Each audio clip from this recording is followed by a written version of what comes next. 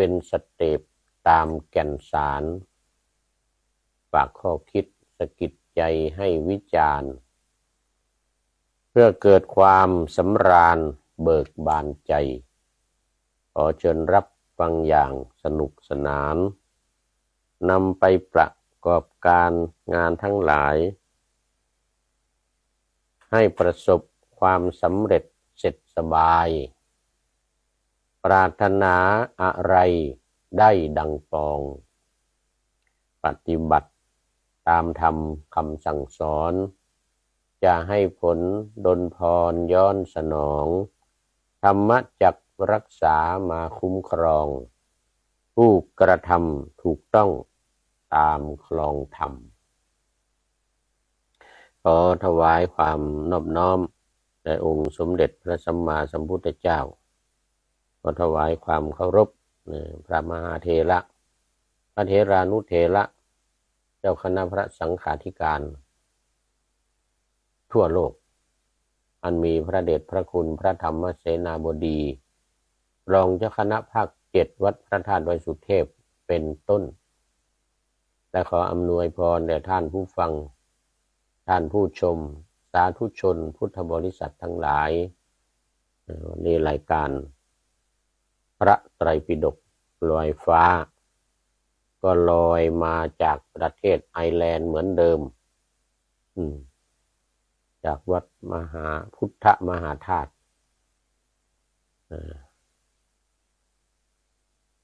อำเภอมิเชสทาวน์จังหวัดคอก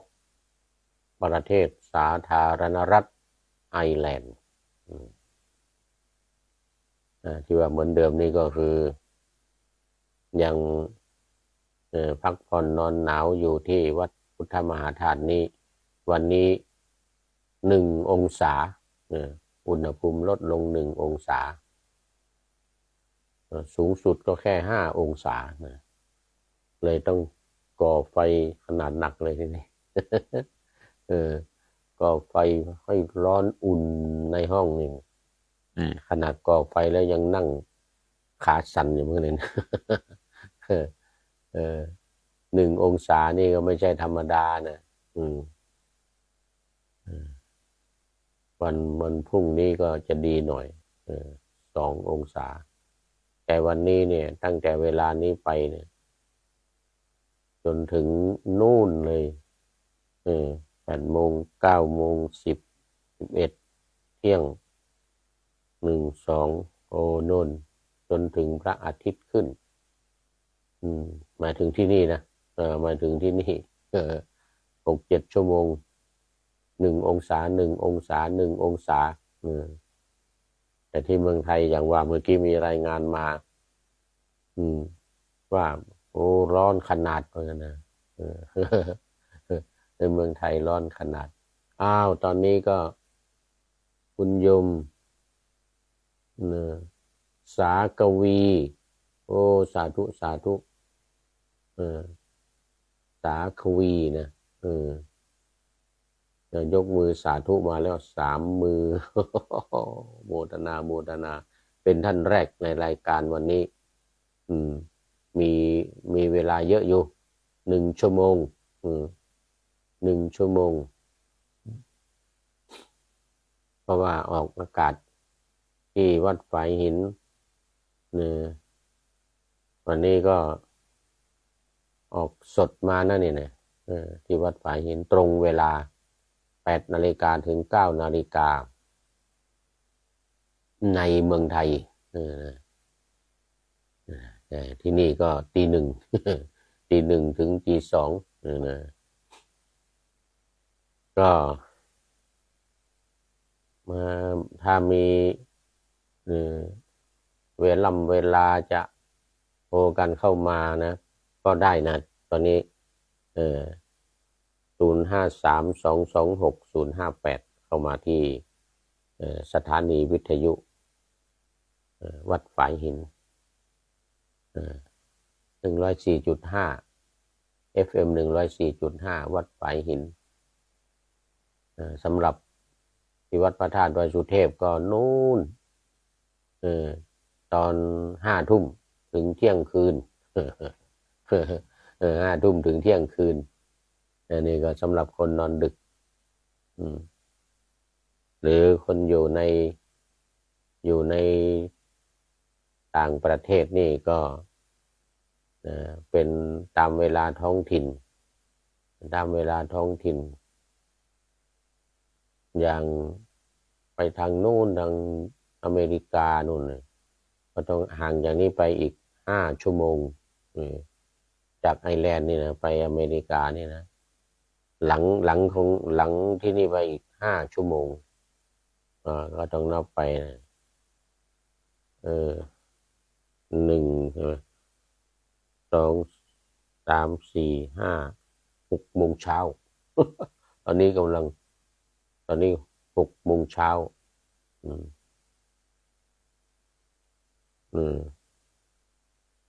แล้วตอนนี้ก็เข้ามาสู่เนื้อหาสาระเนื้อหาสาระของธรรมะกันเลยเนื้อหาสาระของธรรมะ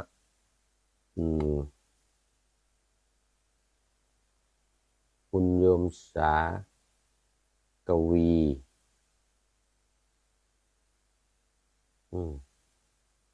สาธุสู่เนื้อหาสาระกันเลยสู่เนื้อหาสาระนี่นะ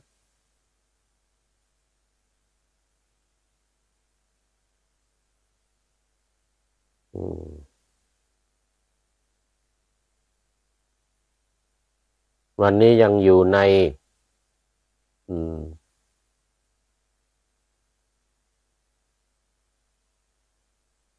วรรคเทวทหวรรคยังอยู่ในเทวทหวรรค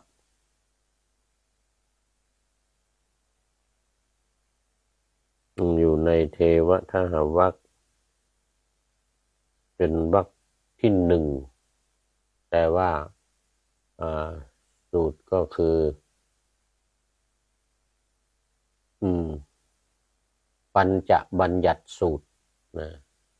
ปัญจบัญญัติ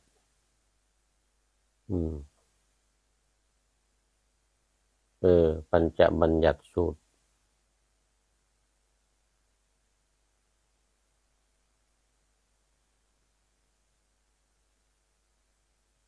จะลวนเลซะแล้วนี่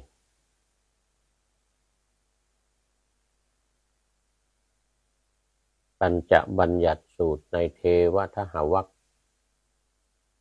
อุปริปันธาตมัชฌิมนิกายมัชฌิมนิกายอุปริปันธาต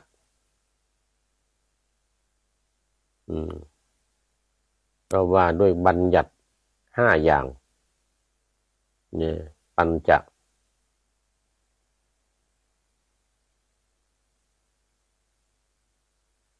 บัญญัติ5 อย่างบัญญัติ5 อย่างนี้เป็นของศาสนาฮินดูนะเป็นศาสนาพราหมณ์สมัยนั้นนี่ตอนนี้ก็ยังพูดถึงลัทธิของศาสนาฮินดูปัจจุบันนี่นะในสมัยนั้นเรียกศาสนาพราหมณ์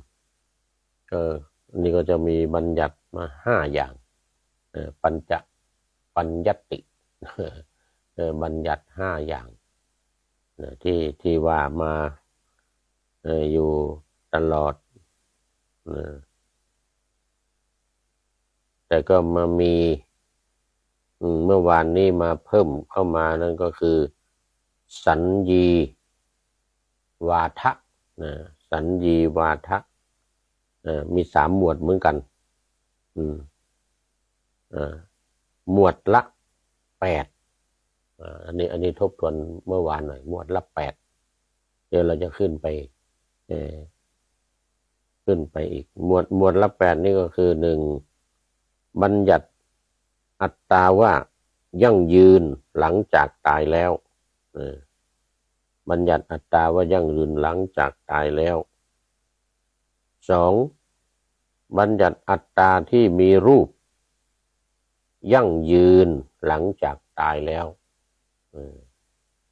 สามบัญญัติอัตตาที่ไม่มีสัญญาว่ายั่งยืนหลังจากตายแล้วสี่บัญญัติอัตตาที่มีสัญญาก็ไม่ใช่ไม่มีสัญญาก็ไม่ใช่ว่ายั่งยืนเวลาตายไปแล้วห้าบัญญัติอัตตาที่มีสัญญาอย่างเดียวกันหลังจากตายแล้วนี่ก็มีความยั่งยืนมีสัญญาอย่างเดียวกันอาจารย์ดร.ประสิทธิ์เพชรแสนงามโอสาธุสาธุอาจารย์ดร.ประสิทธิ์มาแล้วอาจารย์ดร.ประสิทธิ์เพชรแสนงามตามเข้ามาโมทนามีอะไรจะคอมเมนต์เข้ามาก็ได้นะเขียนมาเพชรแสนงามคราวนี้ข้อห้า7 8ข้อห้าบัญญัติอัตตาที่มีสัญญาอย่างเดียวกันต่อไปก็ข้อหกบัญญัติอัตตาที่มีสัญญาต่างกันว่ายั่งยืนหลังจากที่ตายแล้ว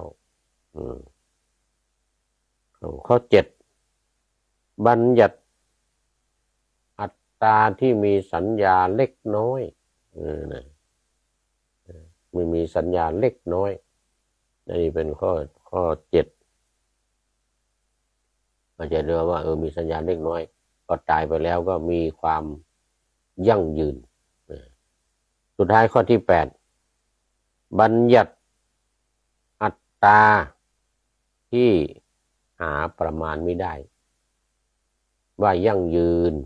หลังจากที่ตายไปแล้วอันนี้ทบทวน8ข้อเมื่อวาน8ข้อในส่วนของสัญญีวาทะ8ข้ออันนี้ก็มาต่อบอกว่ามีสมณะและพราหมณ์เหล่าใดเหล่าหนึ่งกล่าวยืนยันวิญญาณกสิณนะว่าเป็นสิ่งที่ยั่งยืนหลังจากตายแล้วไม่หวั่นไหวเลยไม่หวั่นไหวทีนี้ก็มีสมณพราหมณ์อีกพวกหนึ่งกล่าวยืนยันอากินจัญญายตนะเมื่อกี้นี้วิญญาณนัญจายตนะนะเป็นข้อที่5ในฌานของสมถะข้อที่5 6 7 8 1 2 3 4เป็นญาณของวิปัสสนาฌานเข้าไปฌานของวิปัสสนาอันนี้5 6 7 8เนี่ยตั้งแต่วิญญาณอากินจัญญาแล้วก็อากาศก่อนอากาศวิญญาณอากินจัญญาแล้วก็เนวสัญญานาสัญญา5 6 7 8ในนี้เดี๋ยวเรามันจะมีพูดถึงเรื่องของเนวสัญญีวาทะด้วยตอนนี้ยังอยู่ในสัญญีวาทะเราจะไปมีเนวสัญญีนาสัญญีวาทะอีกเนี่ยอันนี้สัญญีวาทะกล่าวคัดค้านเดี๋ยวกล่าวยืนยันอากินจัญญายตนะข้อที่7นะอากินจัญญายตนะนี่ก็คือองค์ฌานที่ ว่างเปล่าไม่มีอะไรนะว่างเปล่าไม่มีอะไรอากินจัญญายตนะแปลว่าไม่มีแปลว่าไม่มีอะไรดร.ประสิทธิ์เชิญเข้ากล้องหน่อย ขออภัยเข้ากล้องไม่ได้เนี่ยมันขัดข้องมานานละก็คือบัญญัติว่าอัตตาที่มีสัญญาเนี่ยยั่งยืนสองบัญญัติว่าอัตตาที่ไม่มีสัญญาเนี่ยยั่งยืน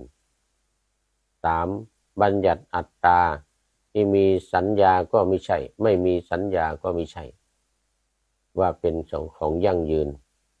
เนี่ยหลังจากตายไปแล้วสุดท้ายข้อที่สี่ก็คือบัญญัติอัตตาที่มีสัญญามีรูปก็ไม่ใช่ไม่มีรูปก็ไม่ใช่นะอันนี้เพิ่มเข้ามาเป็นสิ่งที่ยั่งยืนหลังจากตายไปแล้วนะตอนนี้ในสัญญีวาทะเหล่านั้นนะสมณะและพราหมณ์ทั้งหลายต่างพากันยืนยันพากันยืนยันว่าหลังจากตายแล้วเนี่ยเป็นสิ่งที่มั่นคงถาวรแน่นอนแต่ตถาคตได้รู้ว่าสิ่งทั้งหลายสิ่งทั้งห้าโดยเฉพาะโดยเฉพาะสัญญีวาทะที่ว่านี้เป็นสิ่งที่มีอยู่แต่ยังมีการปรุงแต่งมีปัจจัยปรุงแต่งมีอามิตรมาปรุงแต่งตถาคตเมื่อรู้แล้วก็ได้ทราบได้เห็นวิธีในการที่จะสละออกจากสิ่งทั้งหลายที่มีปัจจัยปรุงแต่งนั้นด้วยอาการอย่างนี้ด้วยอาการอย่างนี้ภิกษุทั้งหลายเนวสัญญีนาสัญญีวาทะเหล่านั้นอันนี้จะขึ้นเมื่อกี้นี้สัญญีนะสัญญีวาทะอันนี้เนวสัญญีนาสัญญีวาทะก็คือว่าเป็นผู้ที่มีวาทะว่ามีสัญญาก็ไม่ใช่ไม่มีสัญญาก็ไม่ใช่ในทำนององค์ฌานนี้เป็นองค์ฌานที่8นะเนวสัญญานาสัญญายตนะคือมีความรู้อยู่ว่าจำได้อยู่ว่าแต่ไม่ยึดติดไม่ยึดมั่นในสิ่งใดๆที่รู้นั้นเรียกว่าเนวสัญญานาสัญญายตนะก็คือที่ว่ามีสัญญาก็ไม่ใช่ไม่มีสัญญาก็ไม่ใช่แต่ความจริงมีแต่ว่าไม่ได้สนใจไม่ได้สนใจเป็นไม่ยึดไม่ถือในเรื่องของสิ่งที่มีหรือไม่มีวิญญาณจะมีหรือไม่มีสัญญารูปมีหรือไม่มีเลยก็ทำถือว่าไม่ใช่สิ่งที่จะต้องเน้นจะต้องทำที่สำคัญมันคือต้องไปกำหนดว่าเนี่ยมันเป็นอนิจจังทุกขังอนัตตามันเป็นอนัตตาไอ้ตัวสำคัญภิกษุทั้งหลายเนวสัญญีนาสัญญีวาทะเหล่านั้นสมณะและพราหมณ์เหล่าใดเหล่าหนึ่งบัญญัติอัตตาที่มีสัญญาก็มิใช่ไม่มีสัญญาก็มิใช่ว่ายั่งยืนหลังจากที่ตายแล้วสมณะและพราหมณ์อีกพวกหนึ่งบัญญัติอัตตาที่มิใช่สัญญาก็มิใช่มิใช่สัญญา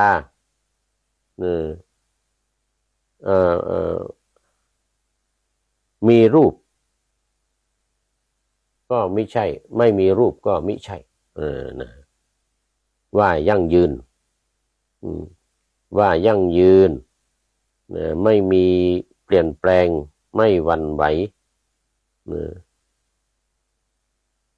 หลังจากตายแล้วในหลังจากตายแล้ว คือมีมีขยายต่ออีก4 ข้อเป็นอาการของมันคือ1บัญญัติอัตตาที่มีสัญญาก็มิใช่ไม่มีสัญญาก็มิใช่ว่ายั่งยืนว่ายั่งยืนหลังจากตายแล้ว2บัญญัติอัตตาที่มีสัญญาก็ไม่ใช่ไม่มีสัญญาก็ไม่ใช่ที่ไม่มีรูปแต่ว่ายั่งยืนหลังจากตายไปแล้วนี่เป็นข้อที่2ข้อที่3บัญญัติอัตตาที่มีสัญญาก็ไม่ใช่ไม่มีสัญญาก็ไม่ใช่และไม่กำหนดสิ่งที่เกิดขึ้นในภายหลังว่าเป็นสิ่งที่ยั่งยืนมั่นคงถาวรยั่งยืนมั่นคงถาวรหลังจากที่ตายแล้วสุดท้ายข้อที่4สมณพราหมณ์หมู่เหล่านี้บัญญัติว่า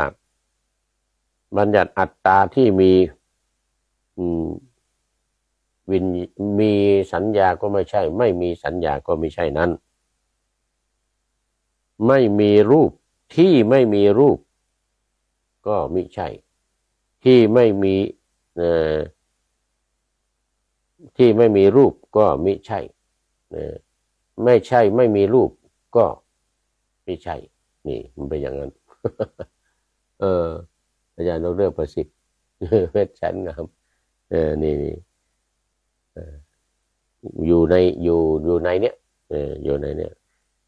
ต่อไปในเนวสัญญานาสัญญาเนวสัญญีนาสัญญีวาทะเหล่านั้น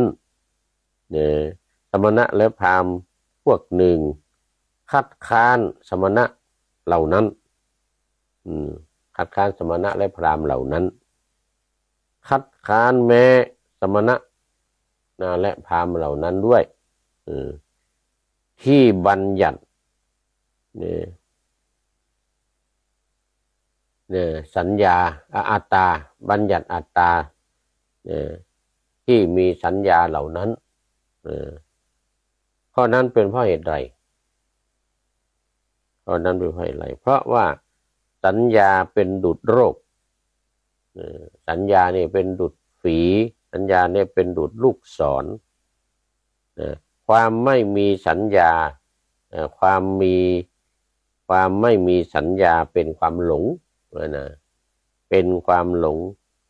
ความมีสัญญาก็ไม่ใช่ไม่มีสัญญาก็ไม่ใช่นี่แหละสงบและปราณีตสงบและปราณีตภิกษุทั้งหลายตถาคตรู้ทิฏฐินี้นั้นเป็นอย่างดีปรารภทิฏฐินี้นั้นเป็นอย่างดี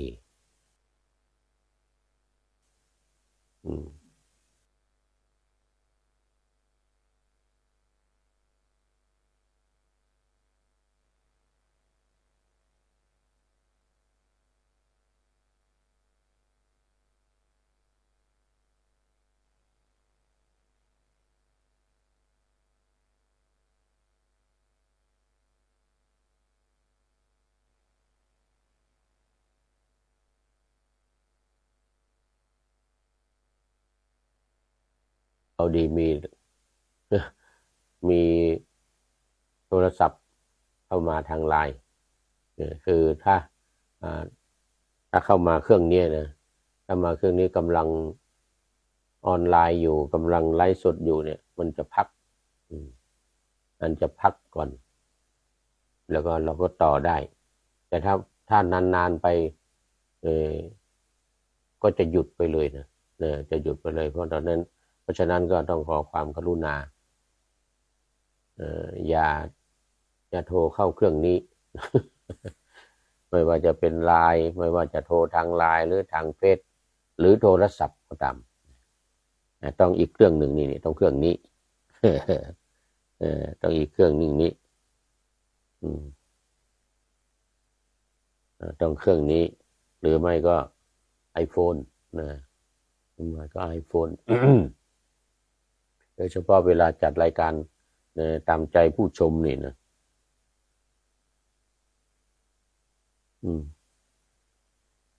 จัดรายการตามใจผู้ชมนี่ก็จะต้องที่Facebook ไลฟ์อยู่เนี่ยที่กำลังไลฟ์สดอยู่นี่คอมเมนต์ได้อย่างเดียวคอมเมนต์เข้ามาหน้าจอได้อย่างเดียวปริญญาโทต้องอีก2 เครื่องนี้ต้องอีก2 เครื่อง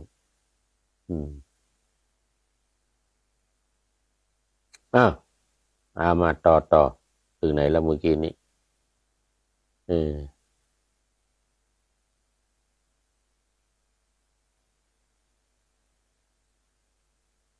ในเนวสัญญานาสัญญาเนวสัญญีนาสัญญีเหล่านั้นใช่ไหม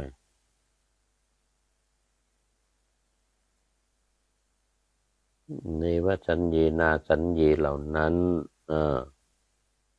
เพราะเหตุไร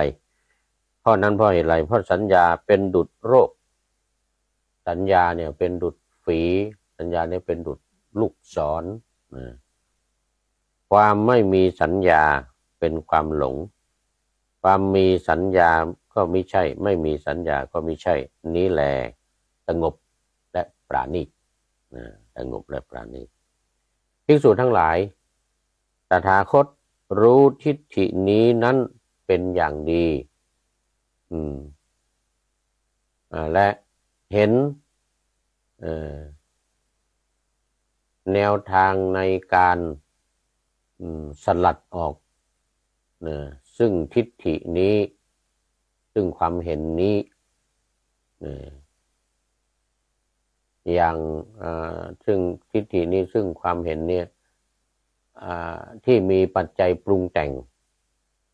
ที่มีปัจจัยปรุงแต่งได้สลัดออกได้ด้วยอาการอย่างนี้โดยการรู้ตามเป็นจริงรู้ทิฏฐินี้ตามเป็นจริงแล้วก็สลัดออกได้ไม่ยึดถือไม่ยึดมั่นไม่ยึดติดไม่ยึดถือไม่ยึดมั่นไม่ยึดติด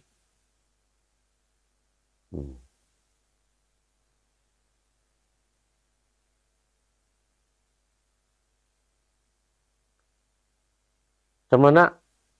และพราหมณ์เหล่าใดเหล่าหนึ่งปรารภแล้วบัญญัติอัตตาก็ไม่ใช่อัตตาก็ไม่ใช่ว่ายั่งยืนหลังจากตายแล้วว่ายั่งยืนหลังจากตายแล้วภิกษุทั้งหลายสมณะและพราหมณ์เหล่าใดเหล่าหนึ่งบัญญัติอัตตานี้คือเนวสัญญานาสัญญายตนะซึ่งเป็นองค์ฌานที่7องค์ฌานที่7ด้วยเหตุเพียงสิ่งที่รู้แจ้งคือสัญญาที่รู้แจ้งด้วยทวาร5คือตาหูจมูกลิ้นกาย5อย่างนี้โดยได้เห็นได้ยินและได้ทราบสังขารหยาบการบัญญัติของสมณะและพราหมณ์ทั้งหลายเช่นนี้เขากล่าวว่าเป็นความพินาศของการเข้าถึงอายตนะนี้ความจริงอายตนะนี้บัณฑิตไม่กล่าวว่าพึงบรรลุโดยการมีสังขารแต่ท่านกล่าวว่า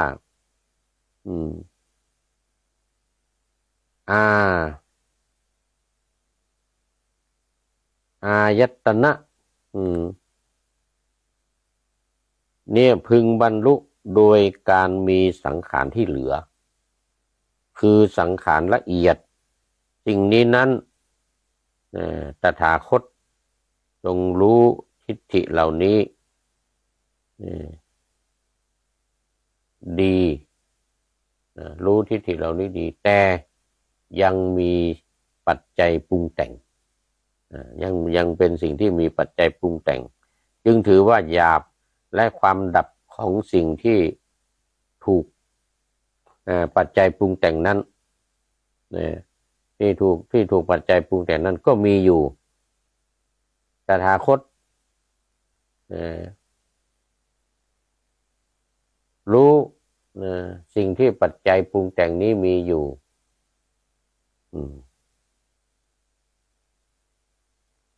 และเห็นและเห็นอุบายในการที่จะสลัดออกซึ่งสิ่งที่มีปัจจัยปรุงแต่งอยู่นี้ได้จึงสามารถล่วงพ้นจากความทุกข์อันเกิดจากการปรุงแต่งปัจจัยที่ปรุงแต่งเหล่านั้นได้ด้วยอาการอย่างนี้ต่อไปอันนี้จบสัญญีวาทะแล้วก็เนวสัญญีนาสัญญีวาทะต่อไปจะเป็นอุเฉทวาทะคือความเห็นที่ว่าขาดศูนย์ความเห็นที่ว่าขาดศูนย์ภิกษุทั้งหลายในอุเฉทวาทะเหล่านั้นสมณะและพราหมณ์พวกใดพวกหนึ่งบัญญัติความขาดศูนย์บัญญัติความพินาศและบัญญัติความไม่เกิดอีกคือตายแล้วขาดศูนย์ไปเลยไม่เกิดมาอีกเนี่ยมีอยู่ในอุเฉทวาทะนั้นสมณะและพราหมณ์เบาใดเหล่าหนึ่งบัญญัติความมีอยู่ความมีอยู่ของอัตตาและสัญญาความมีอยู่ของอัตตาและสัญญาในอุเฉทวาทะนั้นสมณะและพราหมณ์เหล่าใดเหล่าหนึ่งผู้มีอุเฉทวาทะพวกหนึ่งคัดค้านสมณะและพราหมณ์พวกหนึ่งที่บัญญัติอัตตาที่ไม่มีสัญญาก็ไม่ใช่ไม่มีสัญญาก็ไม่ใช่ไม่มีสัญญาก็ไม่ใช่ว่ายั่งยืนหลังจากตายแล้วนั้นคัดค้านแม้สมณะและพราหมณ์พวกที่บัญญัติอัตตาที่ไม่มีสัญญาว่ายั่งยืนแล้วนั้นคัดค้านแม้สมณะและพราหมณ์พวกที่บัญญัติอัตตามีสัญญาก็ไม่ใช่ไม่มีสัญญาก็ไม่ใช่ว่ายั่งยืนหลังจากตายแล้วข้อนั้นเป็นเพราะเหตุใดเพราะสมณะและพราหมณ์เหล่านั้นทั้งหมดย่อมถือการเวียนว่ายในชาติหน้ากล่าวยืนยันความหวังอย่างเต็มเหนี่ยวว่าเราละโลกนี้ไปแล้วจะเป็นเช่นนี้เราละโลกนี้ไปแล้วจะเป็นเช่นนี้ข้อนี้หมายถึงตายแล้วสูญสิ้นไปหรืออุเฉทะอุเฉทวาทะตายแล้วสูญสิ้นไปหมด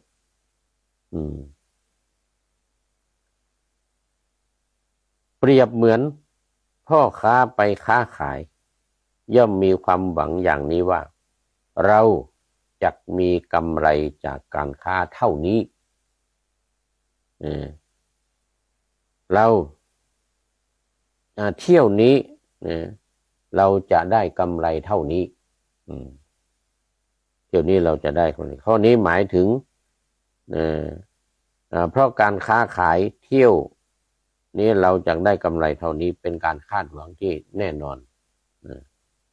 ภิกษุทั้งหลายตถาคตรู้ทิฏฐินี้นั้นเป็นอย่างดี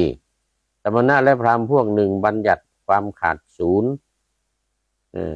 ความพินาศและความไม่เกิดขึ้นอีกของสังขารของสัตว์ที่มีอยู่ความเกิดขึ้นแห่งกายาหรือกายของตนหรือขันธ์ห้า รังเกียจสักกายะวนเวียนไปตามสักกายะอยู่นั่นเองวนเวียนไปอยู่นั่นเองเปรียบเหมือนสุนัขที่เขาใช้โซ่ล่ามผูกไว้ที่เสาหรือที่หลักอย่างมั่นคงย่อมวิ่งวนเสาหรือหลักนั่นเองวิ่งไปวิ่งมาเพราะว่าเชือกมัดอย่างมั่นคงสิ่งนี้นั้นยังถูกปัจจัยปรุงแต่งจึงชื่อว่าหยาบและความดับของสิ่งนี้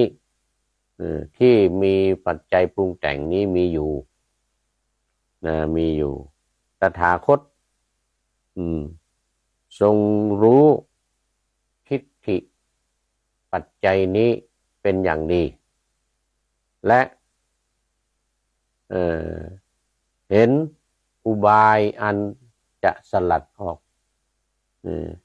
เห็นอุบายจะสลัดออกคือสลัดเครื่องปรุงทั้งหลายออกจึงสามารถล่วงพ้น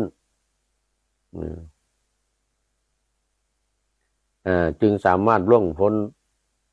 อัตตาที่ประกอบขึ้นแล้วด้วยอาการอย่างนี้ด้วยอาการอย่างนี้ภิกษุทั้งหลายสมณะและพราหมณ์พวกหนึ่งกำหนดขันธ์ส่วนอนาคตแล้วก็มีความเห็นคล้อยตามขันธ์ในส่วนอนาคตปรารภขันธ์ในส่วนอนาคตประกาศวาทะแสดงทิฏฐิของตนโดยประการต่างๆสมณะและพราหมณ์ทั้งหมดนั้นประกาศสัญญาบัญญัติ5ประการนี้เท่านั้นหรือประกาศส่วนใดส่วนหนึ่งของวาทะที่แสดง5ประการนี้ทีนี้มาดูวาทะที่แสดงเกี่ยวกับขันธ์ส่วนอดีตเมื่อกี้นี่เป็นที่ผ่านมาทั้งหมดนี่เป็นขันธ์ส่วนอนาคตเป็นขันธ์ส่วนอนาคตต่อไปนี้จะเป็นขันธ์ส่วนอดีตวาทะเกี่ยวกับอัตตาที่ยั่งยืนส่วนอดีตภิกษุทั้งหลายมีสมณะและพราหมณ์จำพวกหนึ่งกำหนดขันธ์และมีความเห็นคล้อยไปกับขันธ์ในอดีตปรารภขันธ์ในอดีตและประกาศวาทะอันมีความแตกต่างกันโดยประการต่างๆคือสมณะและพราหมณ์เหล่าใดเหล่าหนึ่งยืนยันว่านี้เท่านั้นจริงอย่างอื่นไม่จริงได้แก่หนึ่งอัตตาและโลกนี่เที่ยง2อัตตาและโลกไม่เที่ยง3อัตตาและโลกมีทั้งเที่ยงและไม่เที่ยง4อัตตาและโลกเที่ยงก็ไม่ใช่ไม่เที่ยงก็ไม่ใช่เนี่ยวนเวียนอยู่อย่างเงี้ยวนเวียนอยู่อย่างนี้นะอย่างนี้คือการยืนยันการยืนยันว่ามั่นคงอย่างนี้เป็นเขาเรียกว่าเป็นพระพุทธเจ้าตรัสว่าเป็นอจินไตยเป็นสิ่งอจินไตยเป็นสิ่งที่ไม่มีที่สิ้นสุดมันต้องไปคิดถึงมันไม่เกิดประโยชน์นี่เรียกว่าเกิดอจินไตยคือว่าโลกจะเที่ยงหรือไม่เที่ยงโลกจะเที่ยงก็ใช่ไม่เที่ยงก็ไม่ใช่อันนี้นะโลกมีที่สุดหรือไม่มีที่สุดพวกนี้อันนี้เป็นมิจฉาทิฏฐิจะมีความเห็นผิด ที่ต้องแก้นะที่ต้องแก้ว่าโลกเที่ยงโลกไม่เที่ยงเนี่ยมันไม่มีประโยชน์ในการที่ว่าจะทำอะไรทำคุณงามความดีการปฏิบัติธรรมอะไรต่างๆนะโลกมีที่สุดคืออัตตาและโลกเนี่ยว่ามีที่สุดนี่แหละแล้วข้อต่อไปข้อ6อัตตาและโลกเนี่ยไม่มีที่สุดไม่มีที่สุดข้อ7อัตตาและโลกเนี่ยมีทั้งที่สุดและไม่มีที่สุดข้อ8อัตตาและโลกนี้มีที่สุดก็ไม่ใช่ไม่มีที่สุดก็ไม่ใช่ข้อ9อัตตาและโลกเนี่ยมีสัญญาอย่างเดียวกันมีสัญญาอย่างเดียวกัน10อัตตาและโลกมีสัญญาต่างกันข้อ11อัตตาและโลกนี้มีสัญญาเล็กน้อยมีสัญญาเล็กน้อยต่อไปข้อที่12อัตตาและโลกมีสัญญาหาประมาณไม่ได้มีสัญญาหาประมาณไม่ได้นี่ก็เป็นความเห็นต่อไปอีกข้อหนึ่งข้อที่13อัตตาและโลกมีสุขอย่างเดียวมีสุขอย่างเดียวต่อไปข้อ14อัตตาและโลกมีสุขต่างกันอัตตาและโลกมีสุขต่างกันเพราะนั้นนี่ก็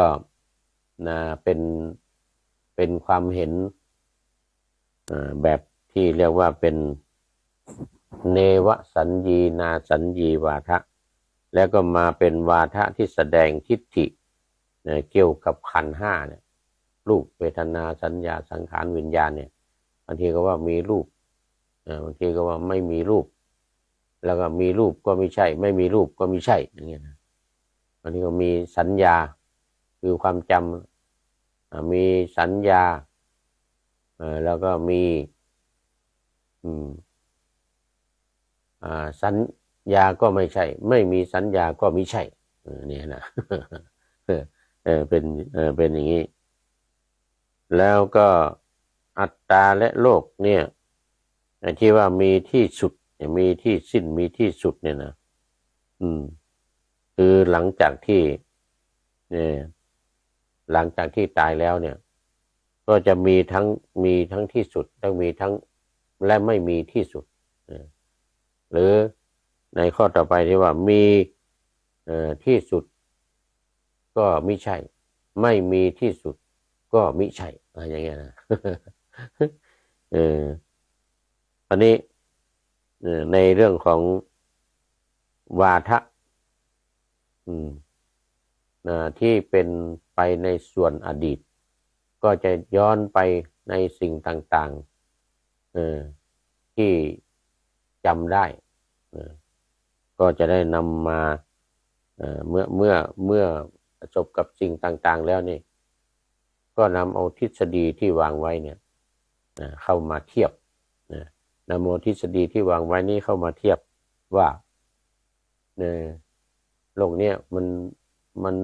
ตรงกันกับทฤษฎีมันว่าโลกเที่ยงหรือไม่เที่ยงอะไรเงี้ยมีที่สิ้นสุดหรือไม่มีที่สิ้นสุดเที่ยงก็ไม่ใช่ไม่เที่ยงก็ไม่ใช่มีที่สิ้นสุดก็ไม่ใช่ไม่มีที่สิ้นสุดก็ไม่ใช่อย่างเงี้ยสลับกันอยู่อย่างนี้เดี๋ยวต่อไปที่มันจะมีว่าวาทะของพระพุทธเจ้ามาแก้ความเห็นต่างๆเหล่านี้ในตอนสุดท้ายจะมีวาทะของพระพุทธเจ้านี่มีมาเป็นความเห็นที่วิจารณ์กันนี้ว่าเป็นอย่างไรในนี้มีอยู่บ้างที่พระพุทธองค์ตรัสว่าเป็นผู้ที่รู้อัตตา ที่จะเกิดหรือไม่เกิดที่จะยั่งยืนหรือไม่ยั่งยืนที่มีอยู่หรือที่เสื่อมสลายไปอันนี้ตถาคตก็ได้ทรงรู้หมดทุกอย่างทรงรู้หมดทุกอย่าง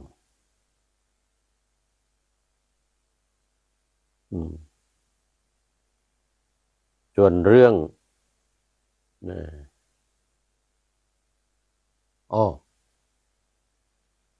โยมจันทร์คุณโยมจันทร์เป่งสาธุสาธุเนี่ยต่อจากอาจารย์ดร.ประสิทธิ์มาแล้วก็มีคุณโยมจันทร์เป่งเมื่อกี้ไม่ได้ดูขอไปนะก็เข้ามาเอาโมทนาโมทนามีอะไรคอมเมนต์มาก็ได้นะคอมเมนต์มา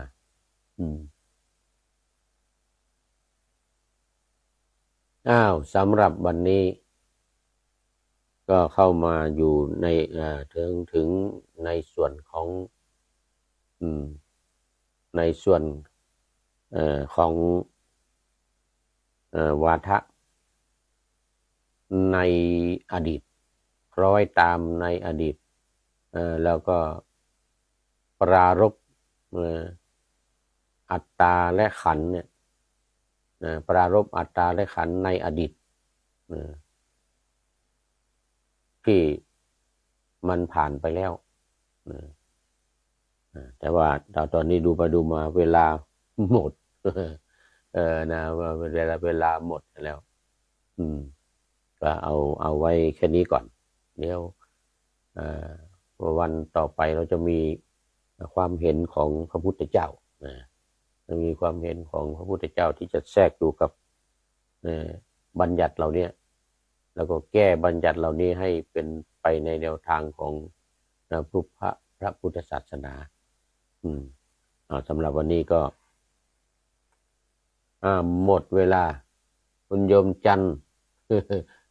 คุณโยมจันทร์ก็เป็นท่านสุดท้ายเข้าสู่เส้นชัยในวันนี้สาธุสาธุอันเวลานาทีมีน้อยนักรายการจักต้องพรากลาพาล่องหนนำพระไตรปิฎกจากทุกภาคชนแต่จะวนให้ชมฟังครั้งต่อไปรายการนี้มีทุกวันณท่านหนาเชิญเข้ามาฟังเถิดทำเลิศหลาย8 โมงตรงส่งเสียงดังฟังสบาย5 ทุ่มตรงส่งเสียงดังฟังสบายอีกสถานีหนึ่งฟังบรรยายไตรปิฎกสาธกธรรมขอทุกท่านสุขีวันนี้นะขอทุกท่านหลับฝันดีคืนนี้นะพรุ่งนี้จะมาบรรยายให้ดื่มด่ำพร้อมกับกลอนคำฉันประพันธ์พร่ำให้เป็นธรรมะบันเทิง